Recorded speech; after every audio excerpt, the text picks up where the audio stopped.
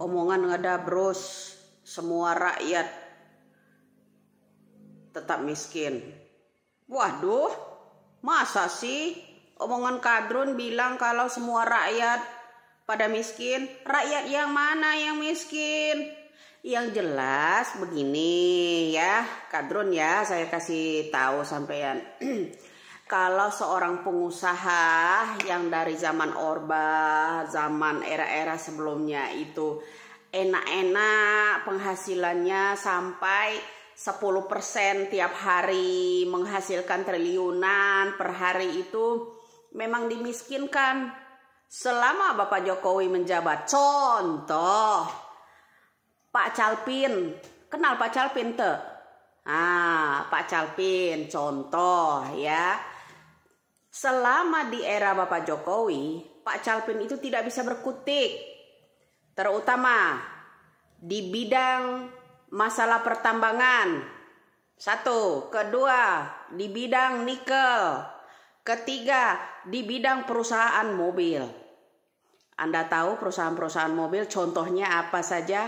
Toyota. Semua perusahaan-perusahaan mobil yang dari Jepang itu adalah ya masih menggunakan tangan yang namanya Calpin si kumis tebal. Ya, itu harus paham. Kenapa sih? Saya tuh yang heran kenapa setiap saya muncul ceritakan soal ini, buru-buru ini buzzernya Anies Baswedan ini ya pengen membasmi akun saya. Ya enggak? Tetap tidak akan bisa kalian yang namanya membenet otak saya. Nah, tadi mengenai contoh ya. Penguasa-penguasa selama Bapak Jokowi memimpin ya dimiskinkan, iya ada, tapi kalau sampean sebut kalau rakyat Indonesia itu tetap miskin, tidak.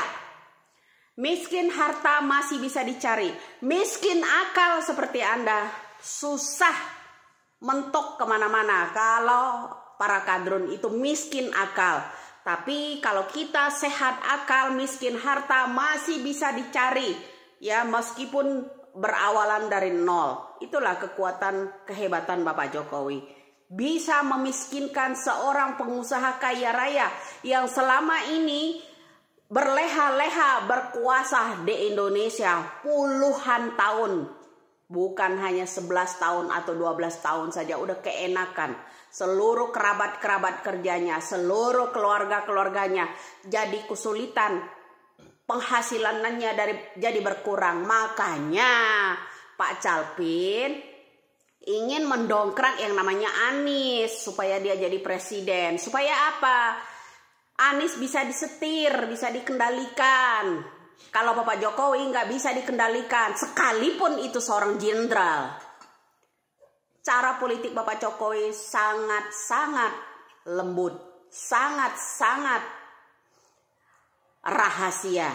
Itu ya kehebatan Bapak Jokowi. Nggak bisa koar-koar satu politik Bapak Jokowi. Dengan canggihnya rahasia, hatinya tidak ada satupun yang tahu bagaimana cara dia mengendalikan perpolitikan di Indonesia. Ya kan? Tetap aman semua.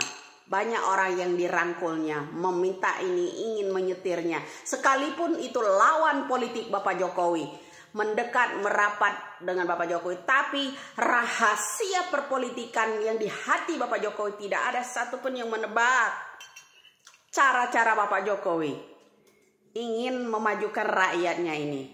Ya, betul kata Anda itu tetap miskin. Ya, karena selama era Bapak Jokowi 2 periode, pengusaha-pengusaha kaya raya terutama selama ini yang pernah menghasilkan triliunan rupiah, baik itu tambang, baik itu di bidang sektor Pertamina, kilang minyak yang selama ini berkeliaran bebas, semua menjadi tertutup, termiskinkan, merasa termiskinkan oleh Bapak Jokowi. Betul apa benar? Kami tidak miskin, rakyat tetap miskin. Semua rakyat enggak kali, lo aja kali yang miskin, itu pun miskin akal. Ya kan, kalau tetap berusaha semiskin apapun orang, kalau mau bekerja keras, kalau mau yang namanya berusaha, tetap tidak ada miskin. Jadi semoga saja ya, atas ucapan Anda ini, semua kadrun itu miskin sampai akhirat kalau bisa. Ucapan itu ya secara tidak sengaja. Berdoa yang baik aja belum tentu dikabulkan, tapi doa yang model-model begini, semua rakyat kadrun itu semua miskin. Betul, terutama miskin akal. Ya enggak? Hebat, semua orang banyak memuji kehebatan Bapak Jokowi. Tidak ada yang tahu rahasia Bapak Jokowi, cara beliau memiskinkan seorang pengusaha yang selama ini menggelegar di dunia. Baik itu perusahaan Toyota, Hyundai, Yamaha, dan segala macam yang perusahaan-perusahaan dari Jepang itu mulai tidak bisa berkutik. Ya ndak? Itu makanya selain Pak Calvin ini jadi pendana, dia promotor buat mendukung Anies. Berbagai cara dia halalkan agar Golkar itu menjadi penguasa, supaya mereka bebas lagi di sektor-sektor pertambangan, usaha-usaha ilegal mereka. Ya enggak? Kenapa?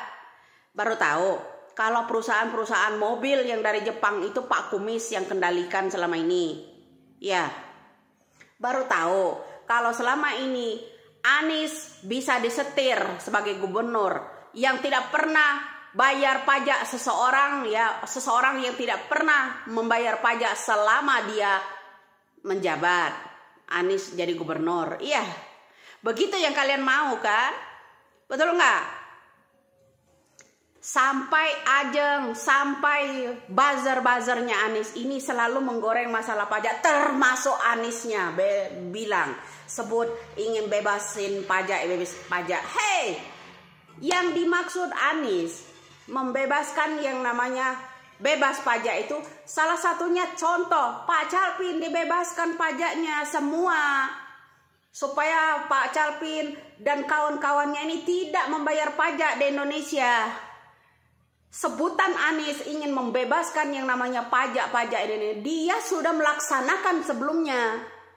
Dia sudah mempraktekkan itu selama dia menjadi gubernur selama ini. Pengusaha-pengusaha yang selama ini mangkir dengan pajaknya itu berlanjut. Seperti itu kan yang kalian inginkan? Ya, seperti itu kan yang kalian inginkan di Indonesia, supaya pengusaha-pengusaha yang selama ini menggenggam yang namanya perusahaan mobil-mobil, tambang, segala macam, mobil mewah, rumah megah itu tidak pernah membayar pajak. Seperti yang dia lakukan pada saat Anies menjabat. Ya, banyak pejabat-pejabat selama Anies jadi gubernur kerjasama, dibebaskan pajaknya sama Anies, dilindungi. Inikah contoh seorang pemimpin yang kalian dukung agar memanipulasi, agar menutupi kejahatan seorang pengusaha yang selalu ya, kalau istilah saya kaya raya kalian miskin saja. Ya, inilah bro, salah satu orang pikiran yang tidak jernih. Kalau Anda ini berpikir yang kaya makin kaya, yang miskin tindas saja, kalian yang dibuat alat mereka supaya mereka bisa merebut kekuasaan kembali, bebas. Pajak bebas, tidak pernah disetorkan ke negara. Usaha mereka per hari triliunan rupiah, bebas. Tidak ada yang namanya membayar pajak setorkan ke negara. Menyimpan harta, menyimpan uang-uang agar tidak diketahui negara. Makanya itu mereka akan selalu kaya dan Anda akan selalu miskin saja. Betul. Mari bro, berpikir sehatlah Anda. Saya mati-matian membongkar ini semua. Dasar inilah yang namanya orang miskin, otak miskin. Ini begini.